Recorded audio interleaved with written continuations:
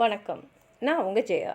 இன்றைக்கி நம்ம இந்த வீடியோவில் இந்தியன் இங்கிலீஷ் போயட்ஸில் டெரோசியா, மதுசூதன், தோருதாத் இவங்க 3 பேரை பற்றி பார்க்கலாம் வாங்க. இந்தியன் இங்கிலீஷ் போயட்ஸை நம்ம ப்ரீ இண்டிபெண்டன்ஸு, போஸ்ட் இண்டிபெண்டன்ஸுன்னு, அதாவது விடுதலைக்கு முன்னாடி விடுதலைக்கு பின்னாடின்னு பிரிச்சுக்கலாம். ஏன்னா இங்கிலீஷ் போயட்ஸை அந்த கேட்டகரியில் போடுவாங்க. அப்படி பார்க்க போனால் ஹென்ரி டெரோசாவுடைய போயம்ஸ் இதுதான் ஃபஸ்ட்டு வால்யூம் 1827 பப்ளிஷ் ஆச்சு. அது மாத்திரம் இல்லாமல் இவரை தவிர மற்ற ப்ரீ இண்டிபெண்டன்ஸ் போய்ட்ரி ரைட்டர்ஸ் யாருன்னு பார்த்தீங்கன்னா, அதாவது ஆங்கிலத்தில் தோருதாத், தாத், அரபிந்தோ, மன்மோகன் கோஷ், தாகூர், நாயுடு, ஹரீந்திரநாத் சட்டோபத்யா, அப்புறம் ஆர்சி தத்.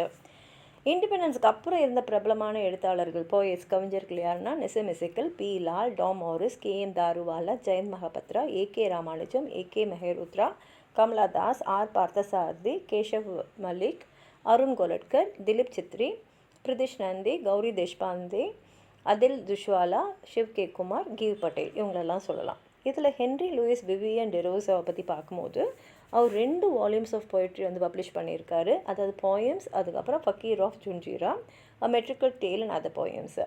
இதில் ஃபக்கீர் ஆஃப் ஜுன்ஜீராவில் பார்த்தீங்கன்னா நுலினின்னு ஒரு பெரிய ஹிந்து குடும்பத்தை சேர்ந்த ஒரு ஹை காஸ்ட் விதவை.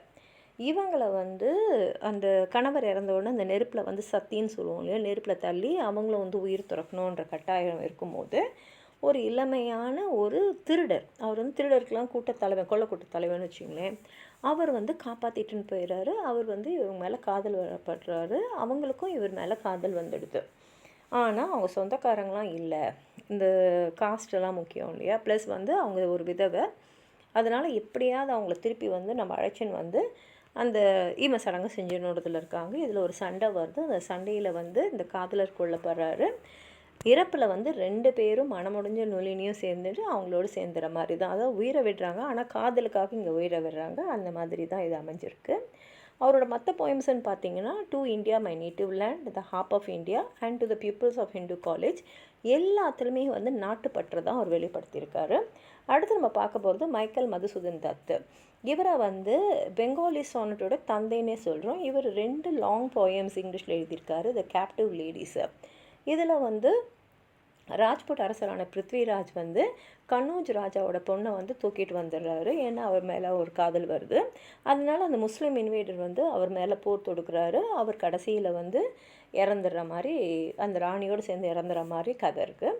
இப்போ தத் இது உண்மையாக நடந்த ஒரு வரலாற்று நிகழ்வு. ஆனால் தத் இவருடைய எழுத்தில் என்ன பண்ணியிருக்காருன்னா, இந்த ராஜாவும் ராணியும் ஒரு நெருப்பை மூட்டி அந்த நெருப்பில் அவங்க உதிச்சு இறந்துற மாதிரி எழுதியிருப்பார். ஆனால் உண்மையில் என்ன நடந்ததுன்னா, அந்த முஸ்லீம் இன்வேடர் இந்த ராஜாவை கைது செஞ்சு எடுத்துன்னு போய் கொண்டு இருப்பார்.